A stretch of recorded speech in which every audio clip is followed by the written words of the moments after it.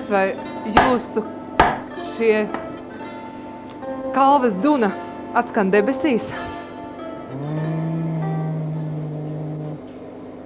Nu, katrā ziņā, vai viņi debesīs atskan, lai to es uzzināšu, tad tas laiks katram pienāks, kad uzzinās. Droši vien amatu viņam ir daudz, tā notiek, ja cilvēks savu dzīvi dzīvos sev un citiem interesanti. Kāds cits mākslinieks teicis, Daumān, tu esi vēlns, protams, labu domādams, iespējams viņa darba spējas, zināšanas un enerģiju tā balti apskaustams. Mēs cēsnieku Daumātu Kalniņu satikām viņa darbnīcā, kas 8 gadus darbojas senu ozolu un vēl senākas pils pakājē. Tur Daumans, tā vienkārši sakot, taisa senās latviešu rotas. Viņš pētīs un pēta, kā cilvēki graznojušies 9., 10. līdz 12. gadsimtam, un iespējams arī vēlāk.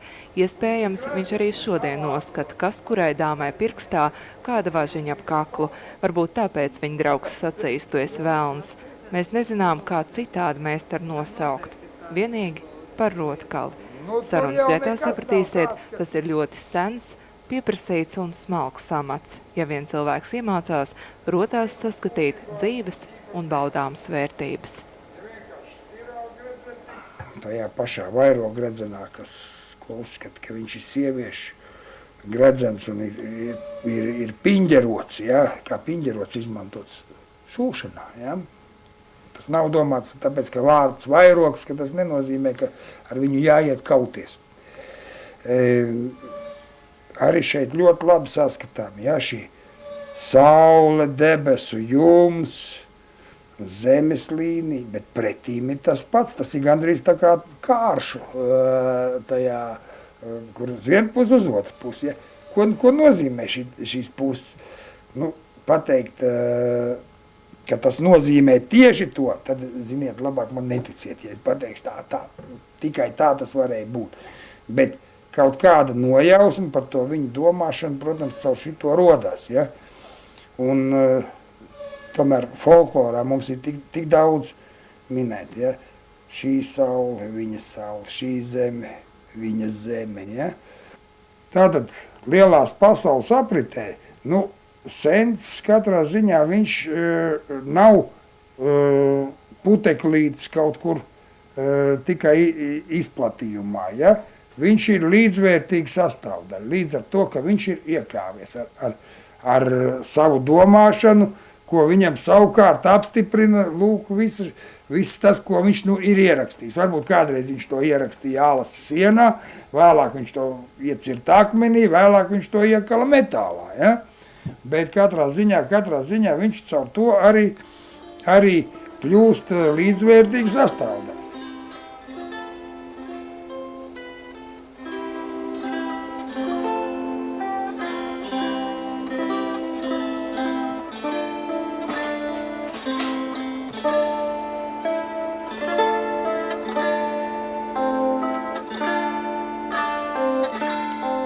Viņu varētu saukt gan par graznumu lietu, viņu varētu saukt arī par kulta priekšmetu. Ja, tā, jo šī pārliecība, ja, par to, ka dzīve nebeidzās šajā saulē, viņa turpinās tajā saulē, tā saule no šīs saules, laikam īpaši ne ar ko neatšķirās. Acīm redzot, ka tas viņiem dod šo pamatu ļoti rūpīgi pie tām mantām piestrādāt, jo viņām jau ir, kā saka, mūžības nozīme. Bet kāda ir jūsu informācija, vai šie senie latvieši atstāja mantojumā šīs saktas, varbūt rokas sprādzes, varbūt gredzenus, ja viņi, kā jūs teicāt, ņēma līdz mūžībā? Viņi ņēma tur tajā otrā pusē, otrā pasaulē, kurā viņi aizgāja. Rotkaļdarbnīcā virmo senatne. Brīžiem liekas to atrodies muzejā, bet pēkšņi smagā āmura duna tevi atgriež īstenībā. Tas, kas atrasts arheoloģiskajos izrakumos, tiek salīdzināts, pētīts un rūpīgi top meistardarbnīcā. Starp citu visu acu priekšā. Daumans stāsta, cit uzskatot, ka izdarot izrakumus, mēs apgānām piemiņu. Man liekas, mēs uzzinām tik daudz par šīs sievietes dzīvi, kas rodas nēsājusi. Mēs ļaujam viņai dzīvot pēc gadsimtiem. Daumans aizdomājas, jā, ja tiešām ir dvēsele, tad varbūt arī viņa pieklauvē pie šiem mūriem. Ko mēs te redzam? Kāpēc viņai vajag šitik daudz? Nu, jo viņai viņu vairāk, jo tas vairāk liecina par to, cik viņas tētim ir bijis biezs maciņš. Bet tajā pat laikā ļoti, ļoti reti kaut kur izrakumos sastop tādus apbedījumus, kur nebūtu nekā. Kur nekā nebūtu no rotām. Katrā ziņā tas var būt viens maziņš kakla riņķīts, jo tā ir, laikam tā viena no viņa pirmām nozīmēm tomēr ir tā maģiskā aizsardzība, tātad kakla izgriezums, kuru nosedz ar maģisku apli. Nu, tas pats attiecās laikam arī uz aprocēm, uz pirkstu gredzeniem, ja? Un tad jau var salīdzināt, ja? Teiksim, skatoties arheoloģijas fondos, ja? Lielie riņķi, viņi parasti tīri labi saglabājušies. Nu labi, viņam tur kāds gals nolūs vai kas, bet viens no tiem vienkāršākajiem, mazākajiem, ja, nu var just, ka viņš valkāts ikdienā, ja.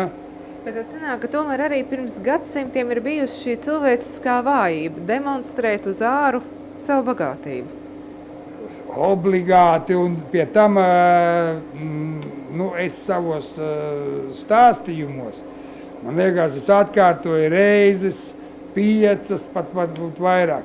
Es uzskatu, ka tie pirms tiem 1000 gadiem bija ļoti normāli cilvēki. Gan, teiksim, tajās darba tehnoloģijās viņi meklēja vieglāko ceļu, kā to izdarīt, ja. Tad es saku, vēl bērniem prasa, kas pasaules bīdītājs spēks, ir slinkums. Nu, un tāpatās atkal dāmas ir gribējušas vienmēr greznoties, vienmēr spīdēt. Protams, arī vīriem ir rotas, arī vīri spīd un laistās, bet tas sieviešu tērpu lepnums, nepavēlti jau atskaņu kronika, tur, kur, kā saka, to, ko nav rakstījis latviešu tautas draugs noteikti, ja? Un viņš to uzsver, kad viņi to ir pamanījuši tieši, kas attiecās uz latgaļiem, ja? To sievas daļas īpatnējas un savāds tērps tam stāvu klāji. Ja? Tātad visa šī greznība ir pamanīta arī no svešiniekiem, kuriem tas noteikti nebūtu nepatīk. Mūsdienu sievietē ir visas iespējas iet juvelieru veikalā un izvēlēties vienu rotu no 100. Iet salonā un izvēlēties ekskluzīvu, dizainisku darinājumu un nedomāt ne par rakstiem, ne zīmēm, ne rotas smagumu vai vieglumu. Ja gribiet, saka Daumans, nedomāt arī par maģiju. Bet meistars ņem rokā vīli, kaut ko līdzīgu slīpmašīnai un veido savas rotas. Individuālas arī. Viņš zina, ka vienai sievietē rota var spiest, cita ar to jutīsies kā debesīs. Rota iekrīt ne tikai acīs un sirdī, tā ieguļas arī cilvēka dēlnā. Vēl Rotkals stāsta, ja viņš gribētu uztaisīt rotas, kā to darījuši senči, būtu jāķerās pie galodiņas un jātrina un jāpucē bronzas smiltīs. Tas ietu ļoti ilgi un maksātu milzīgu naudu, un blakus būtu doma, kas to saprastu un novērtētu. Latviešu sieviete, kur tad tam rituālam seko līdzi? Kas notiek, ja viņa šādu rokas sprādzi uzliek uz rokas, šādus gredzenus saliek pilnas rokas? Kaut kas mainās viņas būtībā, jūsuprāt? Tas ir tik daudz, kā viņa pat to uztver. Bet viņi jau neliks tādu, ja viņai jau kaut kur viņas aizmetņos nebūs kaut kāda tā senču stīga, kuru parauj. Viņi ieraugot, ja šīs zīmes, acīm redzot, ir kaut kāda rezonanse iekšēji, ja? Tikai tad viņa ņem un liek. Jā. Citādāk tas Jo tāpēc jau arī, teiksim, es nelieku savus mantas, teiksim, salonā, jo salons ir veikals, ja? Tur pienāk pie nedzīvas mantas it kā klāt, nu, var patikt, var nepatikt, nu, visādāk var būt. Šeit katrā ziņā mēs par to varam padiskutēt, un te var visu pamēģināt tā un tā, un galvenais vēl visā tai rotu komplektā saģērbties. Nu, kā tad jutās, ja? Nu, un tad jau līdz ar to arī kaut kur tā dvēsele atraisās. Nu, to, kā tur tā sieviete ar tām aprocēm un tiem gredzeniem jūtās. Nu, būšu es tagad tā sieviete. Man aproc uz rokas ir 15 gadu šitā te. Ja, šitā ir viena... Katru dienu? Katru dienu.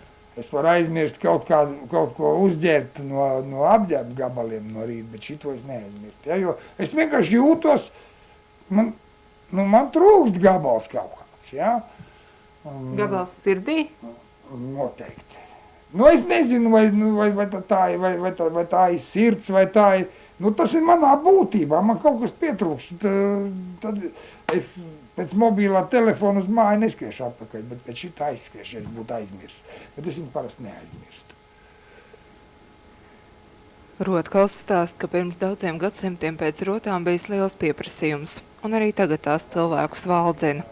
Daumanta Kalniņa kalvē bieži viesi un pircēji ir ārzemnieki.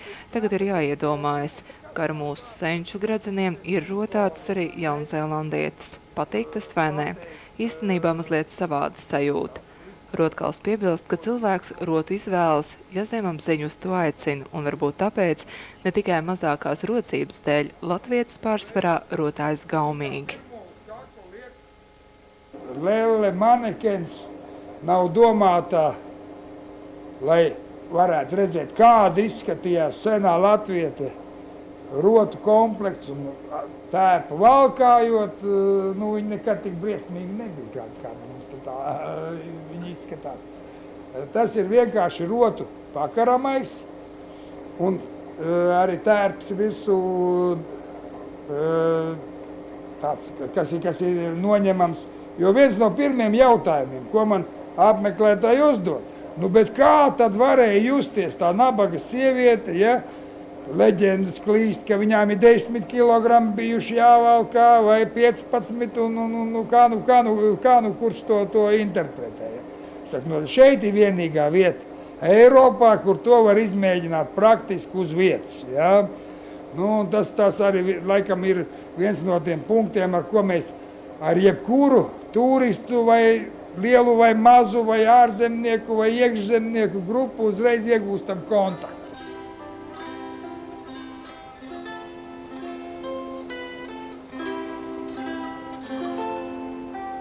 Vienīgā dzīvā modela, kurai kaklā tiek savērti visi senlatvietas rūtu loki, bija kāda norvēģieta.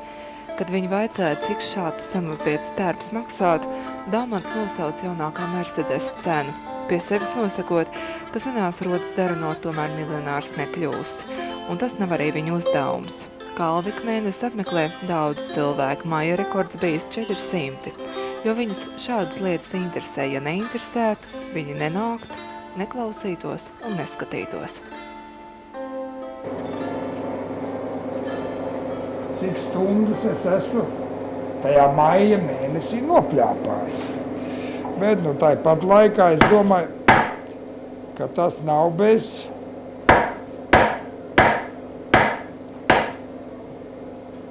mums nāk arī apmeklētāji, ka tas nav bez sekām.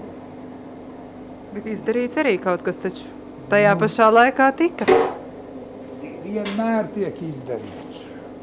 Ja to nepaspēj tajā laikā, kamēr skaitās oficiālais muzeja darba laiks, tad tas izdodās pēc tam vai pirms tam. Tad smēdējos esat arī nakts laikā gadās? Gadās arī tiešām diezgan vēlā nakts laikā. Daumants Kalniņš piedalās arī dažādos kongresos ārvalstīs, kur tiek spriests par arheoloģiju, mitoloģiju. Atkal jāsaka, Norvēģi lepojas ar savām vikingu rotām, bet latvieši var līdzās pastāvēt, tikai šī informācijas lapa ir jāaizpilda. Turisti šajos mūros bijuši no Taivānas, Amerikas, Japānas. Ne tikai mūziku saprotot visās valodās ir pārliecināts Daumans, arī senatnes balsī ir īpatnes skanējums. Jūs droši vien, ka piesēžaties domājat, šeit sākās mana diena un kāda viņa būs. Nu, to jau es iedomājos no rīta, tad, kad es uzlēcu augšā. Tad es domāju, tikai man vienīgi atšķirībā no daudziem, kuriem no rīta ceļoties, ir sajūta, atkal jāiet uz darbu. Ja. Man it kā tā pirmā sajūta, es taču vakar nepabeidzu to, vai cik forši es varu iet tagad tūlīt pabeigt. Un tāpēc es esmu ļoti laicīgi agri klāt parasti. Bet sakot, ir prieks, ja? Tur jau tā lieta. Un vispār jau ir prieks darīt darbu, to, kas ir vaļas prieks, hobijs, ja, ka tas ir arī mans maizes darbs. Ja tas sakrīt kopā, ja, tad var teikt, ka cilvēks ir laimīgs. Tas ir tāds vecs teiciens, ko šobrīd saka, bet cik daudz cilvēku tā nevar, ne? Tomēr jūs par savu likteni noteikti nesūdzaties. Jā, bet likteni jau, kaut kur jau viņš droši vien ierakstīts, bet ja jau palīdzies pats, tad Dievs palīdzēs. Tā jāsaka, ja jau pats negribētu, tad jau nekas arī tā neiet. Amata pretējiem ir savi mācekļi. Daumantam paša dēls, kurš studē vēsturi, tāpēc, ka viņa prātā ir vispusīga izglītība. Un kalvē mūsu acu priekšā lej laimes putni. Tiekot jaunolātajiem, mēs ieguvām zirga figūriņu. Neviens neskaidroja, ko tas nozīmē, bet gribās domāt, tam ir izturības un uzticības nasta. Ko jūs dzīvē darīt, ja jūs nekaltu šīs rotas? Droši vien varbūt nodarbotos ar mūziku. Tas ir līdzīgi tā kā manam tēvam savā laikā bija komponistam Indulim Kalniņam. Viņam bija izvēle starp lietišķo mākslu, ja, un starp mūziku. Viņš aizgāja par mūzikas ceļu. Man atkal ejot pa šo ceļu, bet es nekad bez tās mūzikas nepalieku. Jūs pie smēdes dziedat? Jā, tā arī gadās. Ja šoreiz gadītos, tad kas ir tā biežākā dziesma, ko jūs šeit dungojat? Vai Dieviņ, tas jāsāk atkal domāt, kad nepalaiž atkal no cita repertuāra. Tas ir pilnīgi pēc noskaņojuma. Tas var būt angliski un tas var būt latviski. It's a long way to Tipperary, it's a long way to go. It's a long way to Tipperary, the sweetest girl I know. Goodbye Piccadilly, well known Leicester Square. It's a long, long way to Tipperary, but my heart writes sweet. Tā latviešu rotkals, skaļot latviešu rotas, reizēm arī padzied to, kas tajā brīdī kaut kur ienāk prātā.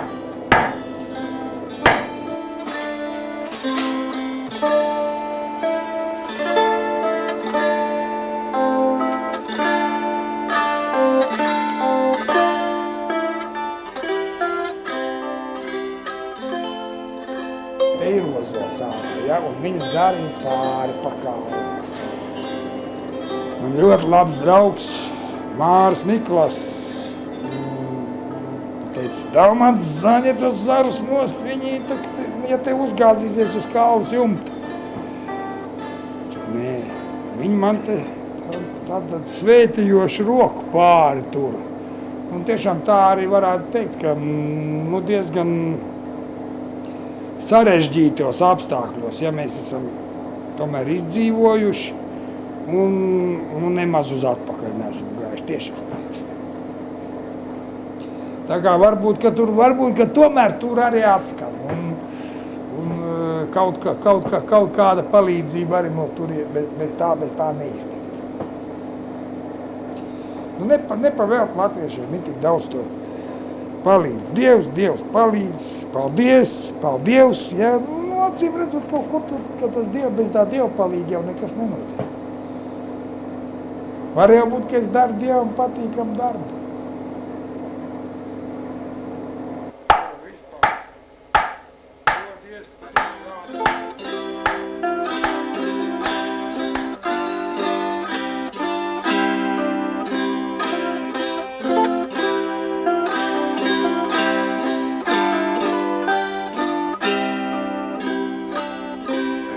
Mācēju danci vesti, man spēlmāņa nevajag, ar mutīti stābolē, vai trīci stābīņa. Ar mutīti stābolē, vai trīci stābīņa. Tautiec mani dancot vērtī,